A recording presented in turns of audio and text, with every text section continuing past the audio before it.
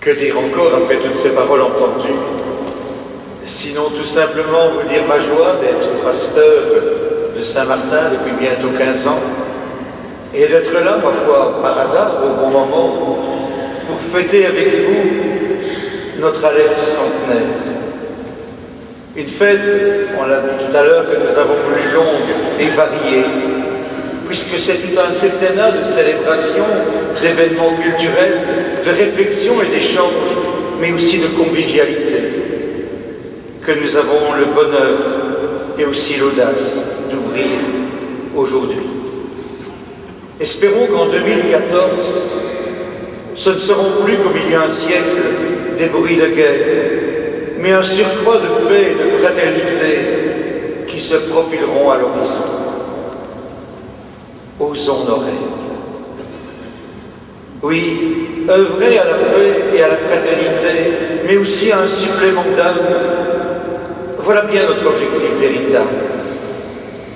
Au-delà de la joie de fêter un bel édifice, témoin audacieux de la foi d'une époque et toujours fidèle à sa mission de sentinelle dans la ville, mission que Saint-Martin partage d'ailleurs avec sa consoeur de Saint-Donat dans le paysage arlonnais. Au-delà de cette joie, il y a le défi beaucoup plus essentiel que nous, chrétiens de Saint-Martin, nous nous lançons en quelque sorte pour ces années jubilaires.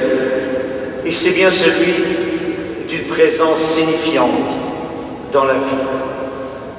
Nous souhaitons écrire ensemble un signe qui parle d'évangile.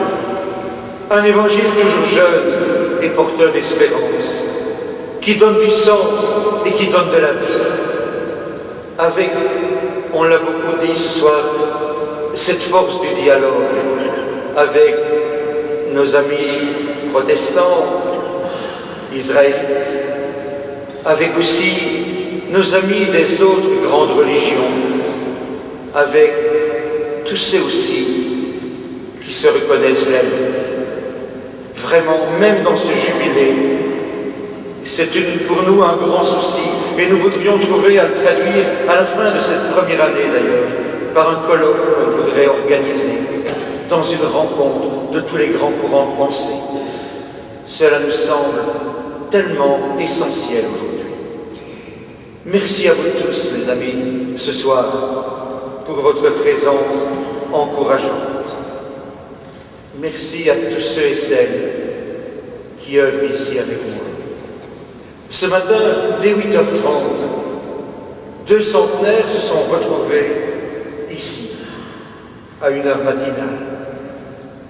Notre cathédrale arlonnaise et aussi le scoutisme, qui fête aussi cette année son centenaire.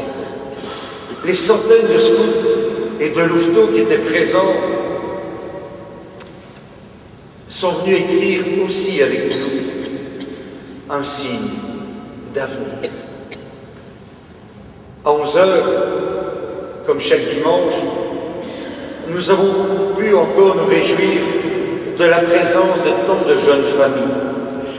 Pour vous en rendre compte, Monseigneur l'évoquait tout à l'heure, je vous invite à compter les briques coloriées que les enfants ont apportées ce matin pour construire leur église, une église de pierre vivante. Ce soir, ma foi, notre assemblée a un peu plus de maturité, il y a un peu plus de cheveux gris et de crâne dégarni.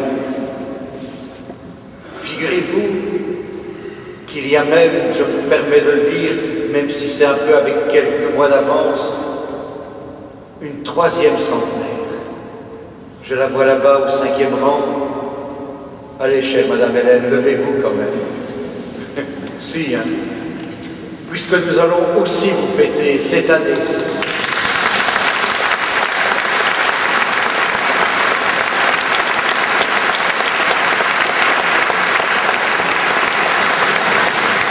Rassurez-vous, on ne se contentera pas d'applaudissements, mais quand le temps viendra.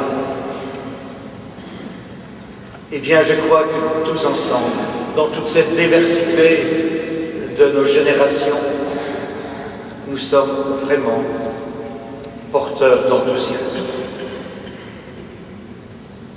Sur le chantier d'un monde plus humain, et je n'ose dire plus divin, c'est un chantier toujours ouvert.